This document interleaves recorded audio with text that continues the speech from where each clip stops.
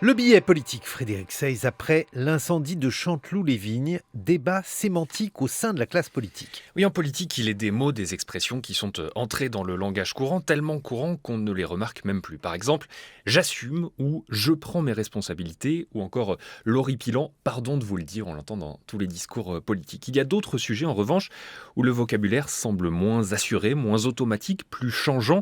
Par exemple, les réactions aux violences urbaines. Exemple dans l'actualité récente, l'incendie d'une salle d'apprentissage des arts du cirque à Chanteloup-les-Vignes, on va en parler. Le Premier ministre Édouard Philippe s'est rendu hier sur place et écoutez les mots qu'il a choisis.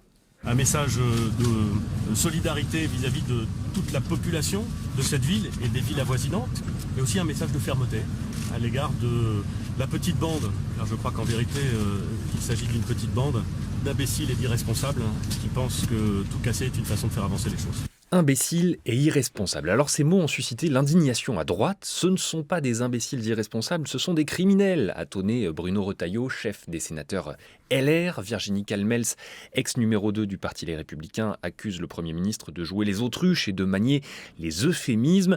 Imbécile et pourquoi pas sacripant, garnement ou coquinou, c'est le sens en tout cas de ces reproches venus de la droite. L'ancien patron de cette famille politique, Nicolas Sarkozy, avait lui utilisé un mot qui lui sera longtemps reproché. Vous en avez assez, hein ? Vous avez assez de cette bande de racailles. On va vous en débarrasser. C'était à Argenteuil en octobre 2005. A posteriori, Nicolas Sarkozy assurera qu'il reprenait ici les mots d'une habitante de la cité qui l'avait interpellé sur l'insécurité. À gauche, Jean-Pierre Chevènement avait lui choqué une partie de ses alliés politiques en 1999. Il avait affublé les jeunes récidivistes du terme de sauvageons. Il avait ensuite assuré qu'il faisait référence au sens botanique de ce terme. Écoutez. Encore une fois, ce que nous vivons, c'est une crise de l'éducation. J'ai employé jadis le mot de sauvageon et il dit bien ce que cela veut dire.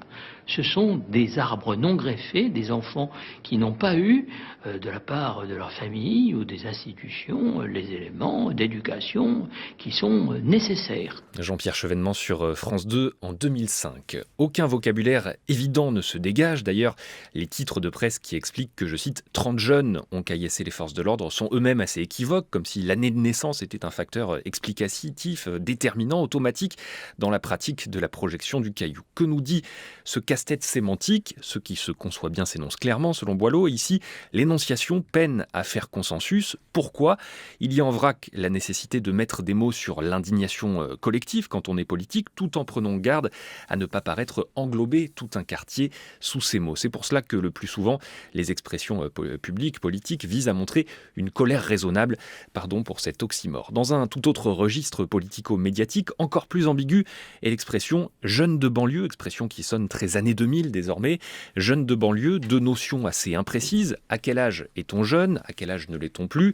Et qui recouvre le terme de banlieue. Où en tracer la frontière ? La banlieue n'étant pas exactement la même à Neuilly-sur-Marne ou à Neuilly-sur-Seine, dans l'Est périphérique ou dans l'Ouest cossu. On entend aussi parler d'ailleurs des jeunes des quartiers dits sensibles, et pourquoi pas d'ailleurs des 10 jeunes, des 10 quartiers dits sensibles. Bref, si l'on estime que plus la dénomination est longue, plus elle montre l'embarras de celui qui la prononce, alors en l'occurrence, l'embarras semble ne pas être mince. Merci beaucoup. Frédéric Seyss, on retrouve votre billet politique sur le site de France Culture. On va faire réagir nos invités, on va poursuivre ce débat sémantique à 8h20 sur France Culture. 7h-9h, les matins de France Culture, Guillaume Erner. Et pour évoquer non seulement ce qui s'est passé à Chanteloup-les-Vignes, mais aussi ce qui se passe un peu partout, en banlieue ou dans les zones dites sensibles. Vous avez dit les 10 jeunes des zones dites sensibles, Frédéric Seyss. Donc je vais vous présenter mes invités qui sont là. Tout d'abord Didier Lesky, ancien préfet délégué pour l'égalité des chances en Seine-Saint-Denis, auteur de l'article Chose vue en Seine-Saint-Denis dans le numéro de décembre de la revue Le Débat. Et à côté de vous, Manon Hoth, vous êtes chercheuse en sciences sociales et en cinéma et auteur du film et du livre de Cendres et de Braise, issu d'un travail d'enquête de plusieurs années dans les quartiers populaires des Mureaux. Bonjour à tous les deux. Manon Hoth, peut-être une réaction à ce qu'a dit Frédéric Seyss autour de ce débat sémantique. Oui, oui, ben, on voit dans l'emploi des mots qu'il y a beaucoup de confusion. Et vous parliez de la catégorie, en effet, des jeunes de cité, qui veut à la fois tout et rien dire. Et c'est vrai que les représentations dominantes des banlieues et de leurs habitants se focalisent la plupart du temps sur une minorité de jeunes, parce que c'est aussi ce qu'on entend dans les propos d'Édouard Philippe, il s'agit d'une petite bande. Donc sur une minorité de jeunes qui occupent à la fois les espaces extérieurs du quartier, parfois sont en échec scolaire, au chômage, connaissent parfois la délinquance. Et c'est ces jeunes, cette minorité de jeunes, qu'on appelle aussi parfois très rapidement les jeunes à capuche, qui occupent à la fois l'espace extérieur mais aussi l'espace médiatique. Et ils habitent l'imaginaire collectif sur les banlieues, à tel point qu'on pourrait parfois croire qu'ils sont les seuls habitants de ces quartiers. Et donc c'est une expression jeune de cité qui crée elle-même beaucoup de confusion, car elle semble englober l'ensemble des jeunes qui habitent les cités, alors qu'en réalité elle renvoie le plus souvent à une minorité et elle tend à invisibiliser toute une autre partie et une majorité de la population et des habitants de ces quartiers. Elle contribue aussi à la mauvaise réputation de ces quartiers qui pèse aussi sur l'ensemble des habitants. Et c'est vrai que moi, tout mon travail de recherche, mais aussi de film, ça a été d'essayer de parler plutôt de ces invisibles. Du coup, je trouve ça très intéressant que vous m'invitiez pour m'exprimer sur ces actualités, sur cet incendie, parce que je dis souvent que ce qui préoccupe mon travail se situe ailleurs, c'est-à-dire que loin des grands feux de l'actualité, ces grands feux qui retiennent l'attention médiatique, les voitures qui brûlent, les émeutes. C'est vrai que mon travail, en particulier le film et le livre de Sandra Debray, se sont plutôt intéressés aux petits feux. Et ce que j'appelle les petits feux, c'est plus l'ordinaire du quotidien. Ce sont des histoires de vie, des trajectoires, des paroles qu'on entend peu et qui pourtant nous racontent une autre banlieue. Des histoires d'engagement, des histoires de résilience, des histoires de résistance. Et pour moi, ces petits feux sont aussi des paroles qui expriment parfois un rêve, parfois une colère, parfois une révolte, et qui ont quelque chose d'important, de politique. Et il y a un danger avec cette logique de l'actualité, ces grands feux qui tendent à éclipser tout le reste. Mais dans une matinale d'actualité, on est là à la fois pour éclairer le quotidien des gens et aussi les grands feux de l'actualité. Didier Lesquivou, qui avait été préfet en Seine-Saint-Denis. Donc, écoutez, c'est toujours très difficile de choisir des mots pour décrire une réalité qui est complexe. Et c'est vrai en particulier dans ce type de lieu, de banlieue, comme on dit. Chanteloup-les-Vignes, c'est une petite ville, c'est 10 000 habitants, c'est pas très grand. Et en même temps, ça fait depuis des années l'actualité. On parle de film, donc La haine, qui a été un film qui a un peu lancé, malgré elle, cette ville dans le débat public. Et puis là, on a affaire sans doute à quelque chose qui est assez classique, malheureusement, dans beaucoup de zones. C'est le fait que quand on fait de la rénovation urbaine, c'est-à-dire en réalité la destruction, la reconstruction de bâtiments qui sont insalubres, on peut gêner des trafics et du trafic de drogue. Et je rappelle que un des malheurs de ces zones, c'est que le trafic de drogue, c'est un transfert de richesse des enfants de classe moyenne ou de riches vers les pauvres. C'est ça. Et les Yvelines, c'est un peu ça. Et Paris, c'est un peu ça. Et donc, on perturbe ce trafic. Et il peut y avoir un phénomène de vengeance. J'ai connu ça, par exemple, à Stein, où tout de suite après l'arrestation d'une bande qui trafiquait, il y a eu une médiathèque qui venait juste d'être inaugurée, qui a été intégralement brûlée. Et donc, il y a une forme d'appropriation territoriale par des petits groupes, mais qui impactent l'ensemble de la population. Édouard Philippe a dit, donc, lorsqu'il s'est exprimé, lorsqu'il a parlé de cette bande d'imbéciles qu'évoquait Frédéric Seyss dans son billet politique il y a quelques instants, il a expliqué qu'en fait, la réaction était particulièrement forte parce que la volonté du gouvernement de faire en sorte que ces trafics s'achèvent était particulièrement tenue et aujourd'hui exécutée un peu partout sur le territoire. C'est ce que vous pensez, Didier Lesky ? Non, mais ce que je pense, c'est que, bien évidemment, il y a des tas d'endroits, des tas de villes, en particulier en périphérie de Paris, où il y a une tentative de reconquête, comme on dit très souvent. Mais cette reconquête par la police ne résout pas le problème de fond. Le problème de fond, c'est qu'on a une partie des jeunes qui trouvent dans le trafic, je dirais, leur seule espérance. Hein, et c'est ça qui fait le drame. Et donc, du coup, et du reste, dans le film de Manon et Honte, on le voit bien. C'est-à-dire ce sont des petits entrepreneurs qui n'ont plus de perspective collective et qui, du coup, essayent de faire en sorte que leur lieu, qui est le lieu de leur vie et qui rapporte, ne soit pas repris par l'ensemble de la population. Et on a vu par exemple des maires qui essayent de se réapproprier l'espace public pour pas le laisser justement à ces bandes d'imbéciles ou de sauvageons. Des maires MERES. Hein. Oui, des maires MERES, bien sûr. Et la difficulté en plus dans ce type de situation, je le dis, Chanteloup-les-Vignes, c'est 10 000 habitants, les gens se connaissent. On peut peut-être savoir, et l'enquête le dira, s'il y a des jeunes du lieu, mais un des aspects du trafic ces dernières années, c'est que les personnes peuvent venir d'autres villes pour investir un lieu, parce que comme ça, elles savent qu'elles ne seront pas reconnues. Hein, c'est ce qu'on voit par exemple à Saint-Ouen, à Stein, à d'autres. Et donc, du coup, ça rend les enquêtes beaucoup plus difficiles et ça rend même le rapport au quartier très détaché. C'est-à-dire que si on brûle quelque chose là où on ne vit pas, mais on est simplement le trafiquant du lieu, ça n'a pas la même conséquence pour soi. Sur le rapport au travail, justement, je vais vous faire entendre un extrait de votre documentaire Manon Hoth, de Cendres et de Braise. Les jeunes des Mureaux parlent de leur rapport au travail. En fait, c'est quand tu commences à rêver du travail, tu dis non, là, il y a un problème. Là.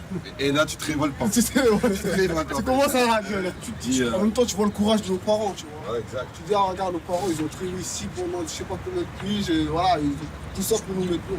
Moi, mon vieux m'a dit qu'une phrase. Il m'a dit, regarde, t'es en Renault, t'es avec moi.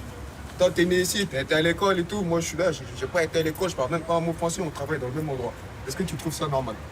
Ça, cette phrase-là, elle m'a fait réfléchir. Hein. En plus, moi, je me rappelle quand j'étais petit, je dis ouais, je vais faire comme mon père, je vais travailler à Renault. Il m'a dit, mais t'es fou, toi. Je dis, non, mais papa, comme toi, tu vois, quand t'es petit, je vais faire comme ton père, je vais travailler à Renault. Il m'a dit, hey. Et moi, vas-y, j'ai pas compris, mais là, j'ai compris pourquoi il me disait ça. Oh, Renault, c'est pas le travail, tu le fais parce que t'as pas le choix. 8h29 sur France Culture, un extrait de votre documentaire de Cendres et de Braise, Manon Hoth.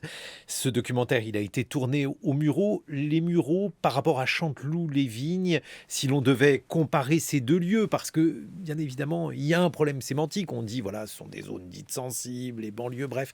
Quel terme employer? Est-ce que c'est homogène? Est-ce qu'au contraire, vous considérez, pour avoir étudié cela, Manon Hoth, qu'il y a des distinctions à faire entre ces lieux?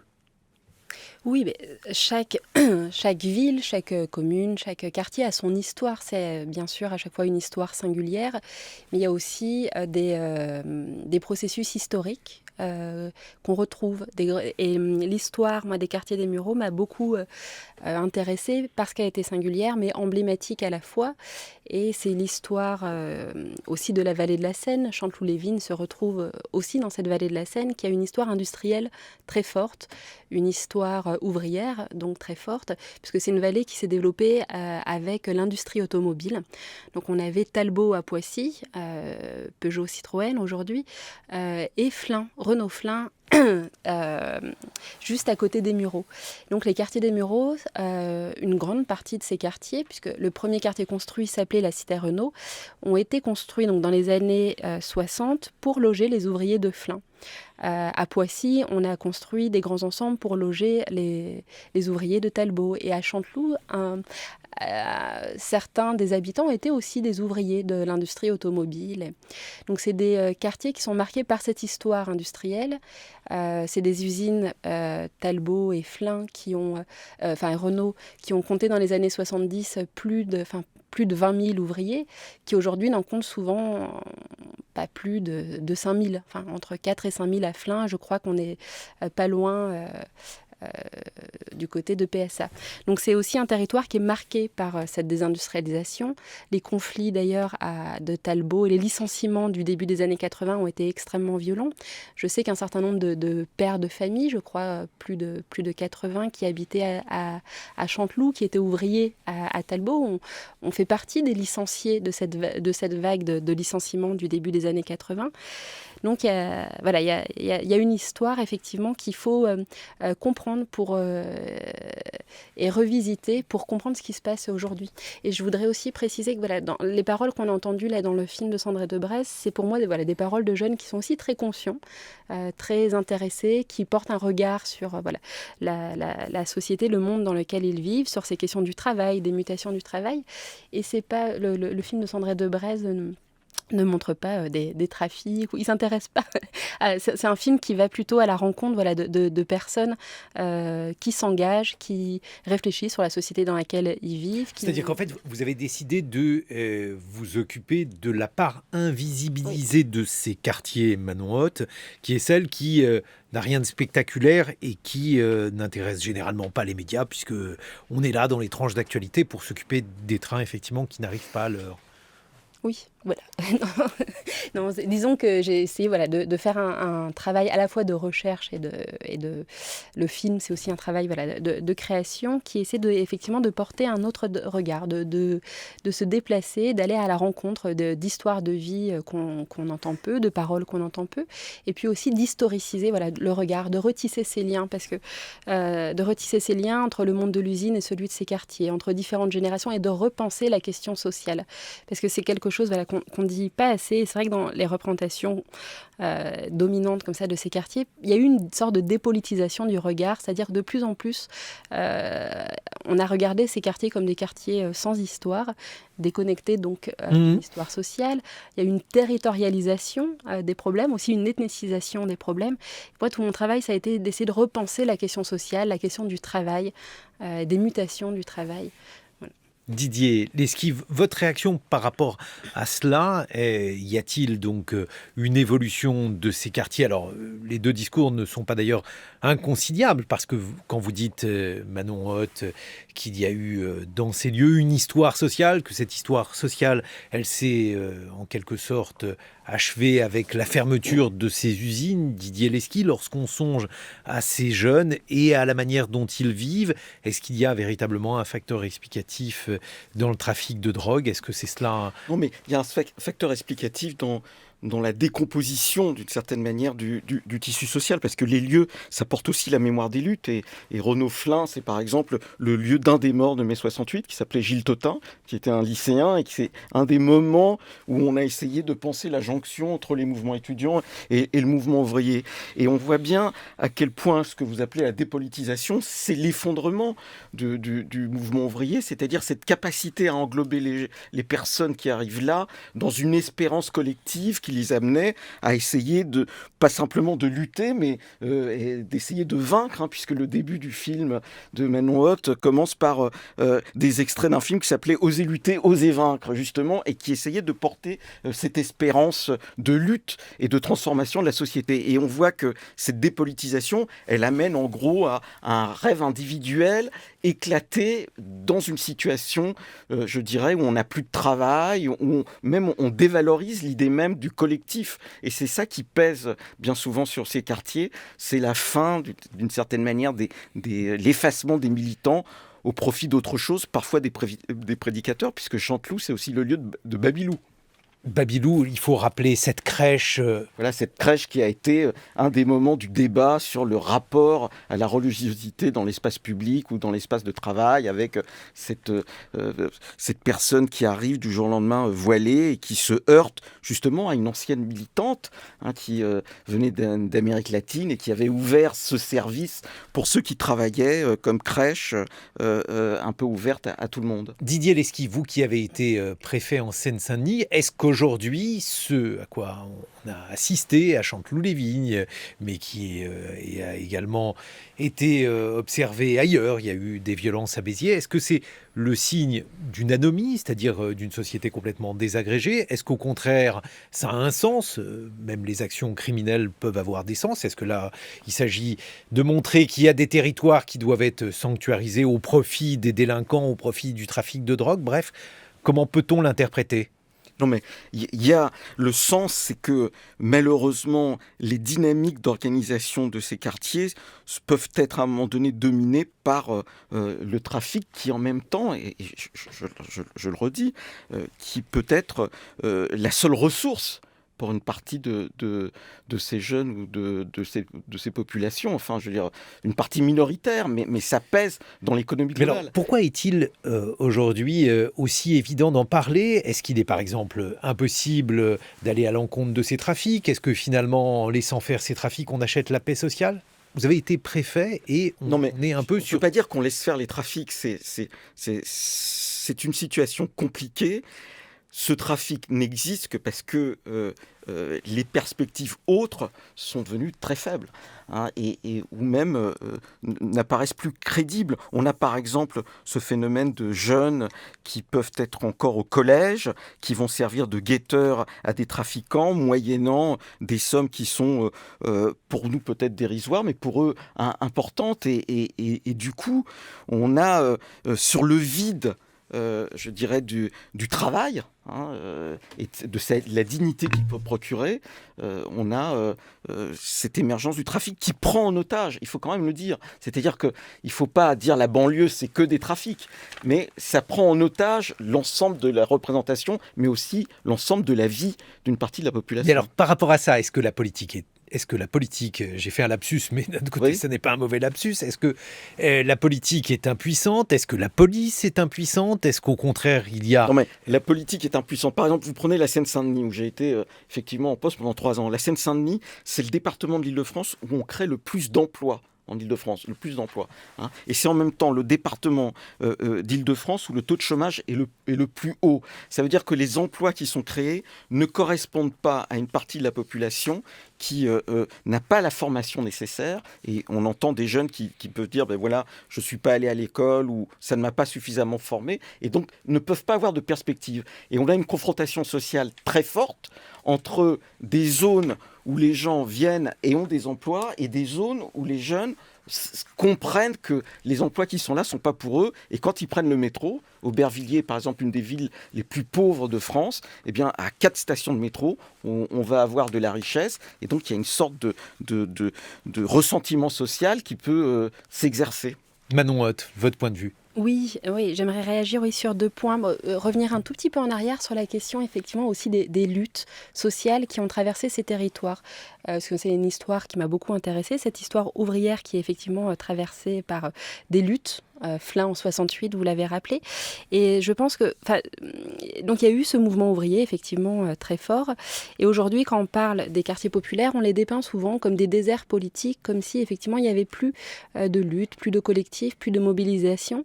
Or, ce sont des quartiers qui ont aussi une histoire de mobilisation.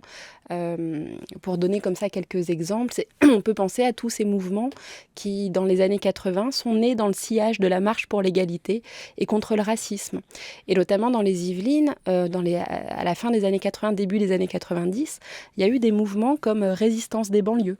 Un petit peu plus tôt, il y avait eu d'ailleurs Rock Against Police. Il y a eu Résistance de banlieue, il y a eu des mouvements comme le Comité national contre la double peine ou comme le MIB. Il y a eu donc vraiment des mobilisations. Il ne faut pas oublier tous ces mouvements qui nous disent que non, les quartiers populaires ne sont pas des déserts politiques. Mais il ne faut pas les oublier, pardonnez-moi, je vous ai coupé, Manon Hoth. Il ne faut pas les oublier, mais est-ce que ces jeunes que vous avez rencontrés au Murau, est-ce qu'ils s'en souviennent? Est-ce que ça fait sens pour eux? Parce que, par exemple, ce sont des quartiers où on s'abstient beaucoup politiquement, où les associations ont parfois du mal à se faire entendre, si bien d'ailleurs que... On voit bien qu'il y a eu un déclin, parce que, bien évidemment, on a eu dans les années 80 encore de belles initiatives. Rock Against Racisme, c'était quelque chose qui venait en plus d'Angleterre. On avait des mouvements très importants de lutte contre le racisme. Le mouvement interbanlieue poursuivait des mouvements qui existaient dans les années 70. Mais on sent qu'il y a une pente déclinante et une difficulté à reprendre pied pour réélaborer un projet collectif qui arrive à ce que l'ensemble des personnes qui vivent dans ces lieux se projettent vers un futur positif. Et la difficulté des politiques publiques, c'est peut-être de se limiter parfois à essayer de contenir quelque chose qu'on n'arrive pas à maîtriser. Ça veut dire que finalement, c'est plutôt une solution, le ghetto, Didier Lesky, parce que si l'idée c'est de contenir, dans ce cas-là, ça veut dire qu'il suffit d'entourer ces lieux et Je de dis pas que c'est une bonne idée. Non, mais je ne dis pas que vous dites que c'est une bonne idée, mais d'un autre côté, il y a aussi un certain nombre de choses qui sont faites et qui n'aboutissent pas. Donc on se demande si on n'en fait pas assez, si on ne fait pas ce qu'il faut. Non, Et la deuxième chose que je voulais savoir, Didier Lesky, si on écoute par exemple Catherine Arenou, qui est la maire de Chanteloup-les-Vignes, eh bien elle dit qu'il y a des gens qui s'en vont de ces quartiers. Mais bref, on comprend que finalement être dans ces quartiers, ça n'est jamais un choix, et que c'est toujours un choix par défaut. C'est une des difficultés de ces lieux. D'abord, il y a des gens qui se battent, des élus qui essayent de faire des choses, des associations qui sont là, qui essayent aussi de maintenir du collectif et d'essayer de faire en sorte que la trajectoire ne soit pas négative. Mais c'est très difficile de rester pour une partie de la population. Et la Seine-Saint-Denis, comme d'autres, c'est des lieux de passage, c'est-à-dire la pauvreté arrive là, et puis ceux qui peuvent s'en sortir, eh bien, en particulier par rapport à leurs enfants, essayent de partir. Parce qu'une des difficultés de la politique dite de mixité sociale, c'est que les personnes qui sont en ascension sociale ont une défiance très forte vis-à-vis de l'école, et en particulier vis-à-vis du collège. Ça veut dire quoi ? Ça veut dire qu'ils ne laissent pas leurs enfants dans ces collèges et que les premiers à ne pas les laisser, on le sait par exemple, ce sont les enseignants. Vous lisez les études de François Dubay, il vous raconte ça de manière très détaillée. Donc on a l'impossibilité d'une stabilisation d'une classe moyenne, disons, qui était aussi la classe militante de ces quartiers. Je prends par exemple très souvent l'exemple des enseignants. Les enseignants du secondaire en Seine-Saint-Denis, majoritairement, n'habitent pas la Seine-Saint-Denis. Les instituteurs aussi ont eu tendance à partir. Par exemple, quand on a fait cette réforme qui est le découplage, le fait que les communes n'ont plus l'obligation de loger les instituteurs, on a en même temps désagrégé une partie du tissu militant. Et vous prenez des maires, le maire de Saint-Denis était un instituteur, enfin, il participait de la vie sociale. Et donc, on a quelque chose qui s'est désagrégé. Comment on peut transmettre de la mémoire des luttes et comment on peut faire en sorte que, de nouveau, le collectif soit pris par une espérance immédiate et non pas par l'idée du commerce et je vais m'enrichir très vite pour après acheter mon petit pavillon ou faire autre chose ou partir en vacances de l'autre côté de la Méditerranée. C'est tout l'enjeu. Et là, il y a une perte de mémoire que les années 80 n'ont pas réussi à coudre suffisamment. Manon Hoth, il y a beaucoup de plans en banlieue, certains qui ont été exécutés, d'autres qui ont été abandonnés. Est-ce que vous en avez vu les traces, les conséquences positives, négatives aux Mureaux ? Le contexte dans lequel moi j'ai travaillé pendant plusieurs années aux Mureaux, c'était effectivement le contexte par exemple de rénovation urbaine. Et c'est d'ailleurs cette rénovation urbaine, cette image des démolitions et des décombres qui m'a aussi donné envie d'aller enquêter sur l'histoire de ce territoire. La rénovation urbaine, c'est sûr que ça améliore le cadre de vie. Après, il y a d'autres questions, des questions d'emploi, des questions de formation qui ne peuvent pas être résolues par des questions d'urbanisme. Après, j'aimerais rebondir encore très rapidement sur cette question. Effectivement, la mémoire des luttes, c'est vrai qu'il y a un vrai problème de transmission de cette mémoire. Et il y a quelque chose qu'on n'a pas dit, c'est que l'histoire des révoltes qui sont issues des quartiers populaires, elle a montré combien celles-ci étaient très souvent déclenchées par des conflits avec la police aussi. Et je crois que à Chanteloup, mais comme dans d'autres quartiers, il y a un climat aussi qui est très tendu, un rapport quotidien très tendu entre les jeunes, certains jeunes, et la police. Et il ne faut pas oublier ces conflits qui disent beaucoup de choses et qu'il ne faut pas non plus oublier les causes de révolte qui sont parfois aussi sociales, politiques. Didier Lesky, en conclusion, est-ce que ça va déboucher sur un énième plan banlieue? Alors celui que proposait Jean-Louis Borloo a été abandonné. Non mais les mesures proposées là, certaines me semblent très intéressantes. Par exemple, lesquelles? mais par exemple, la volonté de stabiliser les fonctionnaires dans les postes, et parce que un des problèmes, en particulier dans l'éducation nationale, c'est la rotation très rapide des équipes enseignantes, et essayer de montrer que la pénibilité du travail mérite une prime particulière pour être stabilisée sur ces lieux. Je pense que c'est important. Il y a un deuxième problème qui me semble très important, c'est celui de la justice du quotidien. Renforcer la justice civile me semble une priorité. On ne peut pas avoir des zones où le logement privé est un logement social de fait particulièrement dégradé, et avoir une justice civile qui ne puisse pas rapidement résoudre les conflits entre propriétaires et locataires, ou laisser continuer se dégrader du logement. Donc il y a des choses intéressantes. Maintenant, ça ne résout pas le problème de fond, qui sont à mon avis deux choses: l'emploi et puis la capacité à renouer avec des espérances laïques, mais c'est pas de l'administration. Didier Lesky, ancien préfet délégué pour l'égalité des chances en Seine-Saint-Denis et aujourd'hui directeur général de l'Office français de l'immigration et de l'intégration. Manon Hoth, votre documentaire De cendres et de braise, avec un travail d'enquête de plusieurs années dans les quartiers populaires et notamment celui des Mureaux.